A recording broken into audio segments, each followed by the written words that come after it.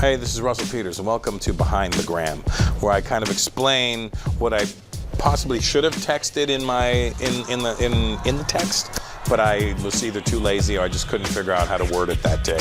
Anyway, I'm going to be explaining some of the pictures that I posted. You ready for this? It's going to be good. Let's get it started. Anyway, Russell Peters, me, and Dave Chappelle in 1996 at the Just for Laughs Festival in Montreal. I was already a fan of Dave's at that point, and then he had seen me do a set, and he thought I was funny. I don't think he really thought I was funny, to be honest with you. I think he's just a really nice guy. Anyway, we became fast friends, and we ended up hanging out subsequently that summer after, and he came and shot Half Baked in Toronto the following year. And we had some great times, and I got a great story. I was in Dave's hotel room in Toronto when he was shooting Half Baked, and my girlfriend at the time, I was trying to set her sister up with Dave, but she wasn't having it for some reason. But I brought my girl and her sister to his hotel room, and I was trying to, make it happen, And Dave had a dog named Thelonious at the time. It was a little white Pomeranian. And the dog was barking, and we were laughing and having a good time in the hotel room. And all of a sudden, we hear a really aggressive knock at the door. Boom, boom, boom. And I'm sitting on the bed. And Dave's like, ooh. So Dave goes and answers the door, and I lean to see who's at the door. And I'm like, oh, and you hear, will you keep it down in there?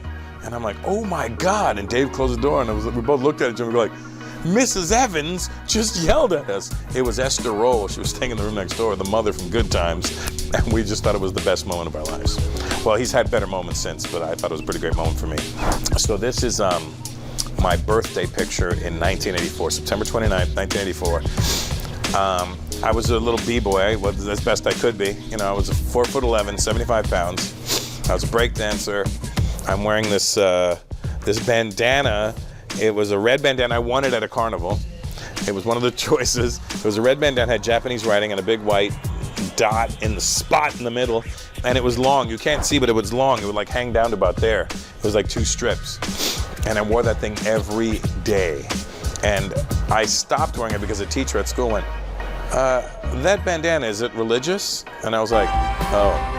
And I never wore it again after that. And that Thriller jacket that I'm wearing is actually genuine leather.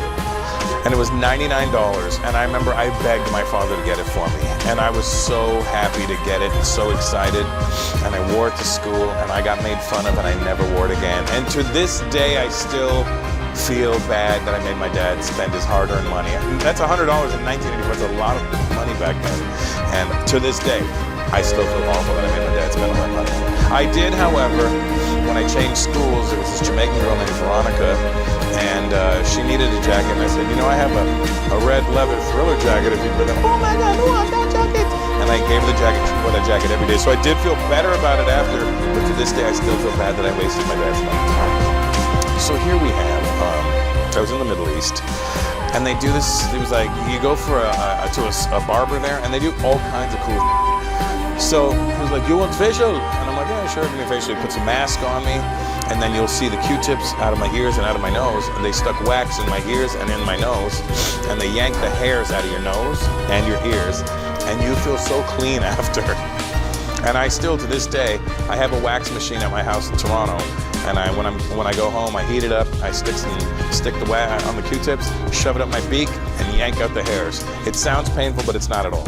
It's me and my brother in the back seat of my, I don't know if it's my dad's car. I don't think it was my dad's car. I think that was, it might have been my dad's car. I was pretty young there. So that's me sucking on a bottle in the back and my brother in the front. I don't really know what's happening in this picture. I just know that we were taking a picture in the back of the station wagon. My mom's chilling back there. I'm sitting back there sucking on a bottle, and my brother's got the goofiest smile you've ever seen in your life there.